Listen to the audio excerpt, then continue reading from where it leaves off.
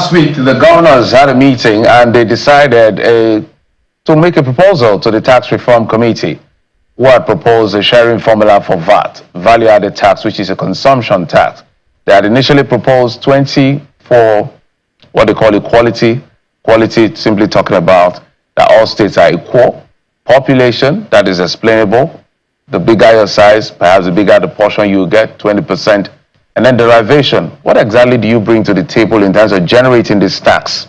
You get to 60%, so broadly speaking, but that caused a lot of trouble.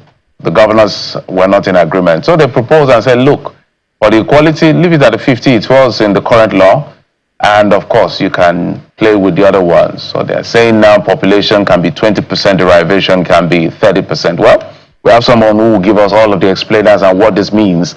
It has not been passed. These are just proposals by the governor. Our guest right here in our Lagos studios, the President Chartered Institute of Taxation of Nigeria, Mr. Samuel Agbelu, joins us. Thank you, sir, for coming on the program. Good morning. Thank you for having me.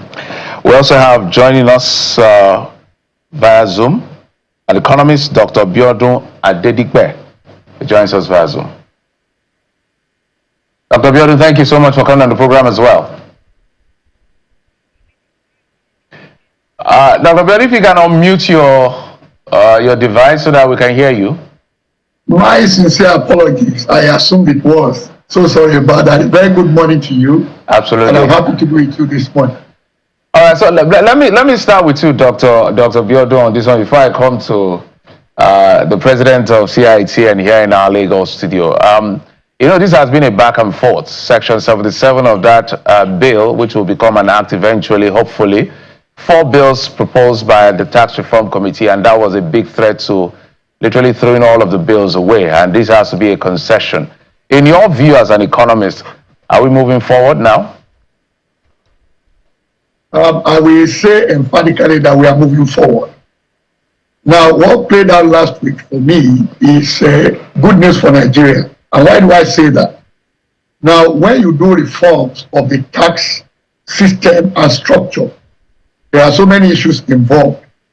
But to have only one area that the governors gave attention to as contentious, for me, it is very positive for Nigeria. That means all the other issues and aspects of these reforms are acceptable to the governors forum. And that is why I see this as positive. It's a step forward in the right direction. Mr. Agbelu, you are the tax man. In responding to the same question I asked him, how you received that particular news from the governor's position and their proposal now, I would also like you to do a bit of a quick explainer to Nigerians who may not be familiar with the things we're talking about in terms of equality, derivation, and of course, population. Okay, thank you. I agree with my friend Dr. Adedipe that it's a positive development. At least we are now certain that the baby will not be thrown away with the bathwater, because I tell you, beyond the tax aspect of this bill, it's also aiming at it's a step aiming at ease of doing business in Nigeria. So it has a lot of benefit for this country, and to that extent, we are happy that the baby has not been thrown away with the bathwater. Now, the derivation, and like doctor also said, that is just a segment. What has been controversial is just a segment of the whole bill, bringing about positive development within our tax space. And if the sharing, the government, the federal government, by virtue of that bill, has decided to reduce its own share of the VAT from 15% to 10%, meaning more money will be available for the state and local government. And so 90% of what is left is what has been causing this kind of issue. And there has been change. You change your percentage from possibly 30 to 50 or manner something, that kind of a thing. To us in the institute, that is actually not the problem. You change, you get more money, state A, instead of getting 100, is now getting 120, all those kind of a thing. So just be ready to account for what you get, because that is critical for us as an institute. We have conducted research over and over, and one of the reasons why Nigeria don't want to pay tax is because of lack of transparency, accountability of what is collected. So now, once you get it, account for whatever you get. And okay, we have currently equality 50%, and that means nobody is left behind in the real sense of it. And the institute has said this even in the course of the debate, that the sharing formula should not be essentially economic focused, that we should look at the social aspect and the political. And I think that has come to play in what the governors have done. So the revision now 30%, and that is what the economic activity, because VAT is a consumption tax. So if you are not consuming, you don't get anything. So you need, and for you to consume, your purchasing power must be good. So meaning that your citizens must be empowered. Otherwise, it could be any amount, but your citizens don't have the money to go and purchase anything, you get nothing. And so the governors have responsibility, which is very important. And of course, the population, 20%. I think a lot of politics has come into this. It's not bad. It's done everywhere. You must, for state A to do very well, state B must not be in war. And so if we all grow together as a country, that is good for us. So if the praying that the National Assembly will do the needful and we pass the bill and implementation will come in, there are a lot of things we are not addressing in the implementation post passing of this bill. What are those responsibilities for the stakeholders? That is very critical, and the governors must pay attention to this. The VAT Act or the bills, when everything turns to art, will not operate itself. It will mean that you pass the bills and Nigeria will turn to Eldorado. So your input into the implementation will be the deciding factor. You do very well, the bill you get the benefit. And I tell you, we will keep on repeating this. And I travel everywhere across the country. I came yesterday to Lagos from Damaturu and Maiduguri. So I see development across the country. If you do very well, you motivate the citizens to pay taxes. If you don't do very well, they won't pay. Right. And once they don't pay, you don't get the money.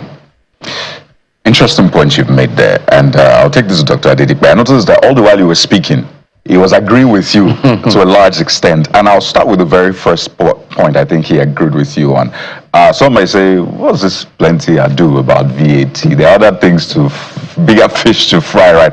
But Dr. Adedipe, you agreed when he said first, the focus of CITN is not exactly on the amounts, the percentage and all of that. Is accounting for what you get.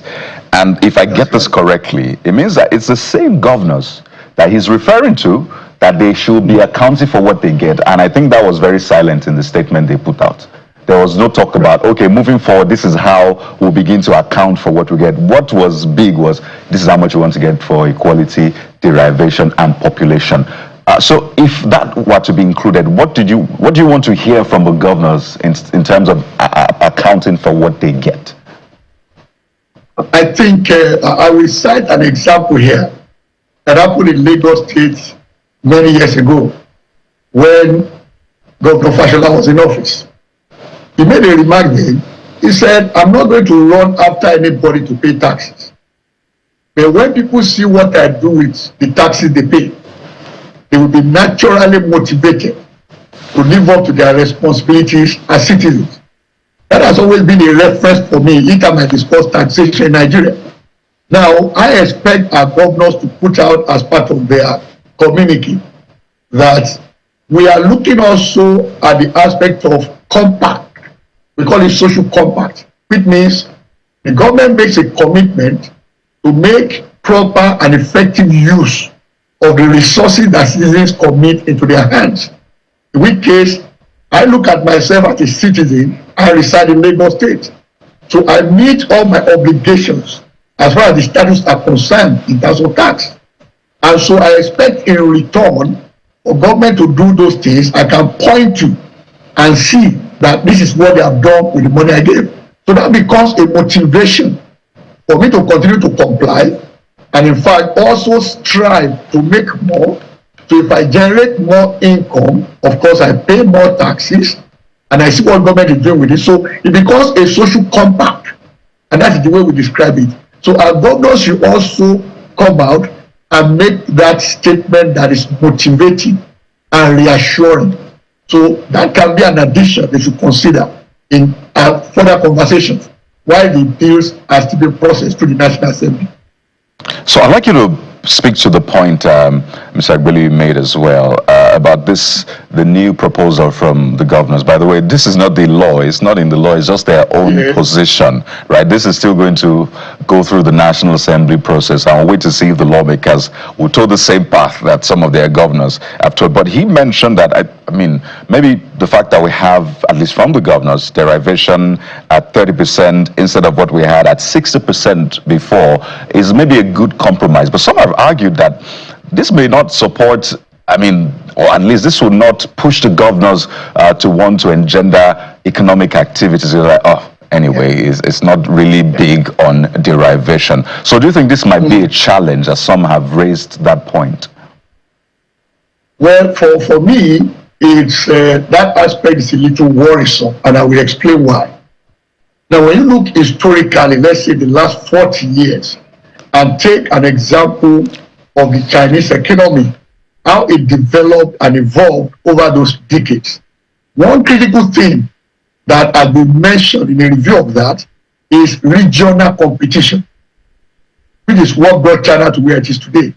So in my own view, I looked at the proposal by the Oyedele committee and told myself that putting out 60% for derivation, for me, will become a tool that will motivate regional competition. In our own case, it will be competition between the states. That will perhaps make every state to look inwards and think about what do we need to do to energize economic activities within our own geography. And in the process, as we create more value, we also enhance our contribution to the VAT pot. And if we contribute more to the VAT pot, it means we also get more back in terms of this allocation of 60% to derivation. Now, that was the way I thought about it. But now coming to 30%, yes, some might say, well, 30% is an improvement over the current, 20%. Yes, granted, that is good to some extent. But I wished that that particular portion is moved up higher. If you ask me, I would say we should look at something maybe 40%, okay? So we can even look at it from this perspective, that can we put some years and say, all right, if these bills are passed this year and derivation is good at 30% for 2025, can we possibly look at raising that to 40% in year 2028, then 45% in year 2030? For me, when you do that, it is a motivation for competition. That by this time around, it is healthy competition that will make every state aspire to create more value within its territory and therefore contribute more to the pot and be able to take even a lot more out from the pot. That is my own perspective, about this. No, Mr. Agbeli, it appears that plan, as explained by Dr. Adedikpe, has been botched, because that was the whole idea, viability of the state, pushing the governors to say, look, there's money on the table, all you have to do is work for it. But it's been botched, literally, just an increment so that everybody smiles at the end of the day. But there are other parts we need to talk about as far as the proposal is concerned. And we read the headlines talking about how manufacturers are seeking alternative funding because of the interest rate that is high. The governors have proposed that do not increase VAT, because the idea of the committee was increase VAT on certain goods and then reduce company income tax. So that serves as incentive to the companies to do more business. But all of that now, the governor saying no, leave VAT as it is, don't reduce company income tax. How should this be I'm looking for the right word. What should be the response of the real sector and the manufacturing sector as far as this is concerned? Because if this passes through, if this proposal is considered by the National Assembly and is passed, what incentive do people have to do business? Oh, okay, thank you. The manufacturing sector, we at the end of the day not be happy, and I will explain. VAT is a consumption tax, like I said before, and it's actually not paid by the company. The VAT is paid by the consumer, so it's not a cash flow, because we must be mindful of the cash flow. It's not a cash flow that is leaving the purse of the company. It is a cash flow leaving the hand of an individual. So to that extent, not increasing is not essentially a benefit to them. Although we could look at the other side and say, okay, many people will be able to buy, and once they are able to buy, you stay in business. Exactly. That is as far as VAT is concerned. But they are never going to be happy about not reducing company income tax. And Nigeria should not be happy about not reducing company income tax, because our company income tax is about the highest in the world. How much is it now? What percentage? 30% now. And by also insisting that education tax should be retained, which is for third fund, we are talking about 33%.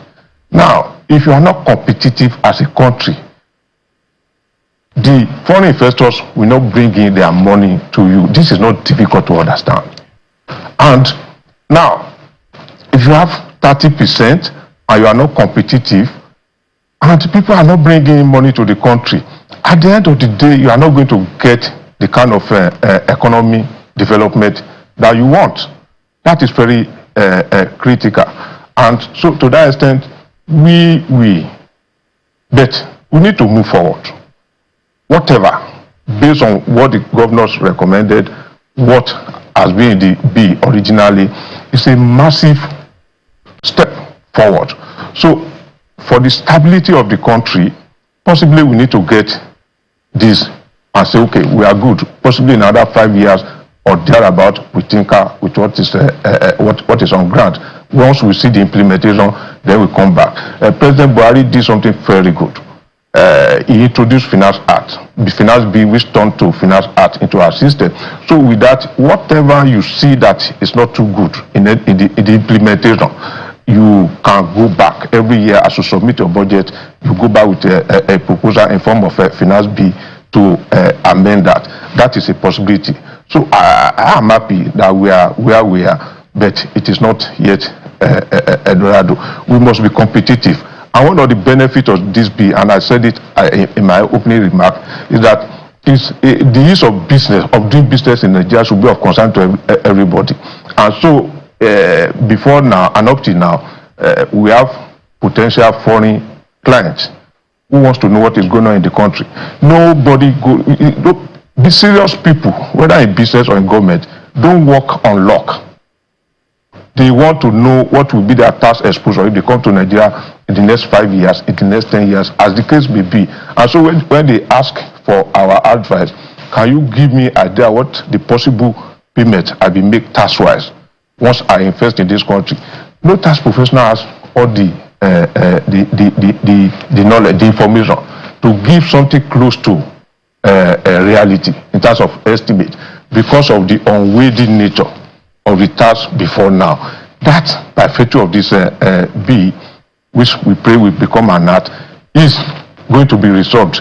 And you see, the job has just begun. We must say that.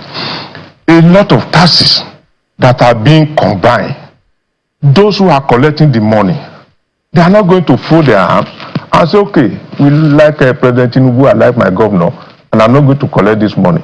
So the governors have a lot of job waiting for them, because those people will resist.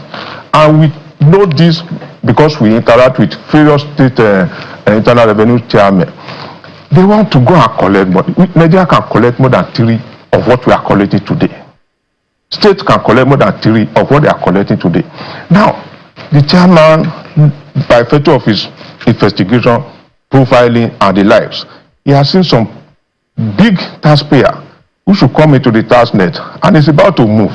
The moment he moves, the governor calls him and says, please, those are the people who put me here. So how do you collect money?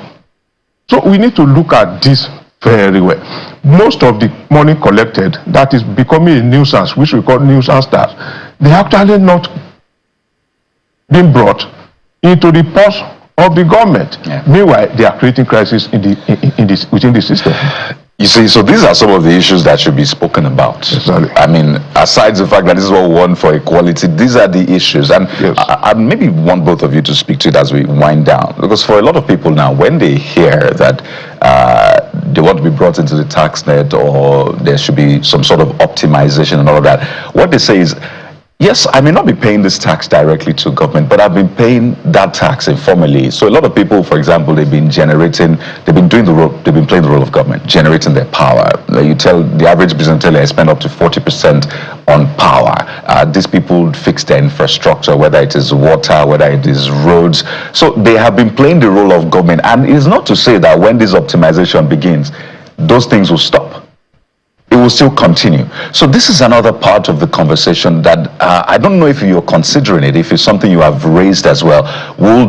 Because people need to be encouraged, and I need to see that if I'm going to be paying more, then I need to stop paying more on maybe electricity, roads, and water. Is that something you think is also missing, or is it captured in this whole process? Before I go to it's not precisely captured, and we are also we have some additional recommendation. So once the National Assembly call for public hearing, we'll be adding some of our voice, because it is clear, it is important. We must take away the impediment why people are not paying taxes.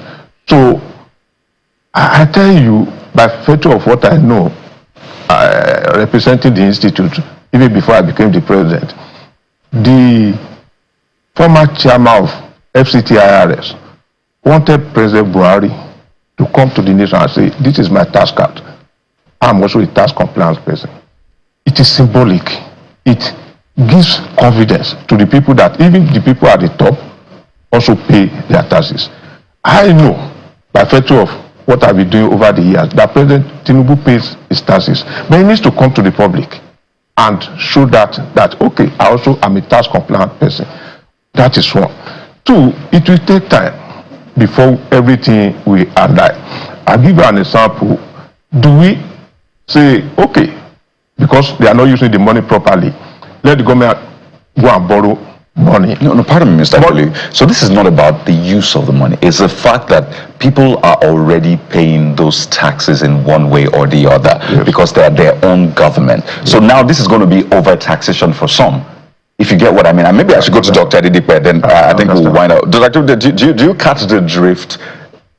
Yes, I do. In fact, one of the exciting things for me in these reforms is that we are looking at over 60 different taxes, levies, dues, etc., that are collected through the 3 tiers of government, reducing now to single digits.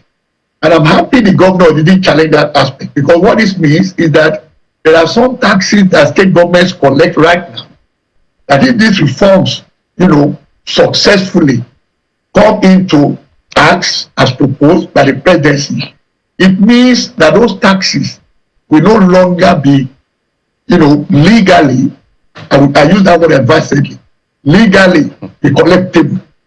So, like Mr. Agbeni said, the real challenge now will be to enforce, that is, ensure we implement this to the letters. If, for example, state governments don't have to collect state taxes any longer, which was what was proposed in the initial, bill.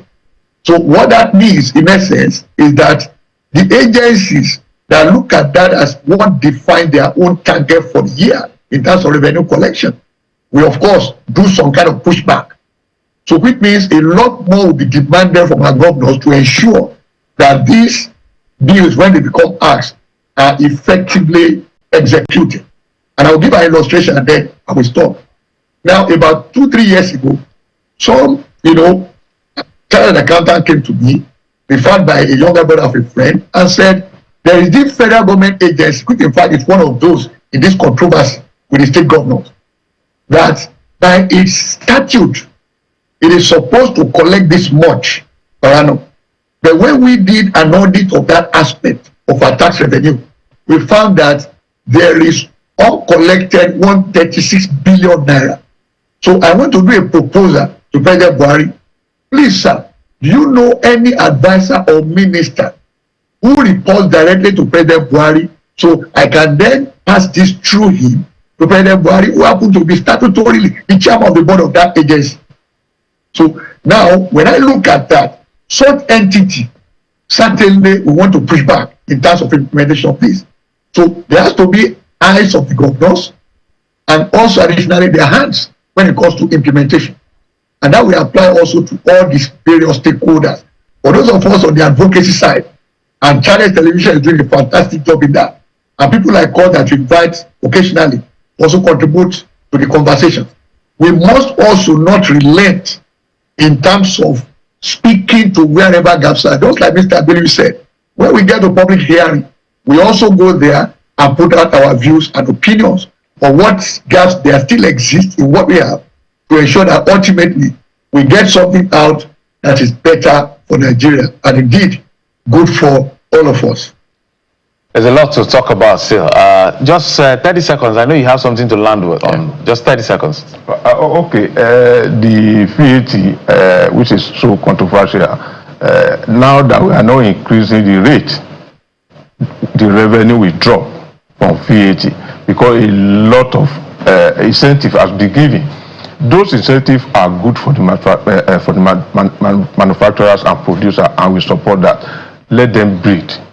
Let them do well. Once they do well, at the end of the day, Nigeria will be good and we will have more money to collect. Thank you so much. As a matter of fact, there's a part we didn't talk about, but maybe some of the time when we have you gentlemen, we'll talk about the issue of levies. You know, this wood that throw stones on the road and what do they call that thing? Wood on and nails. Those ones.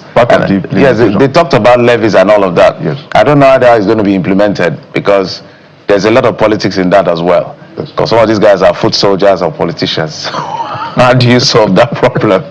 I must thank you, Mr. Samuel Agbelu, President, Chartered Institute of Taxation of Nigeria, and Dr. Biodu Adedikpe, an economist, both joining us right here in our Lagos studio and via Zoom. Thank you so much, gentlemen. Thank you, sirs. Thank you. And now we will take a quick break. When we come back, we will begin to talk about women in business. It's a feature we bring you up to speed with every Monday right here on the program. Join us again.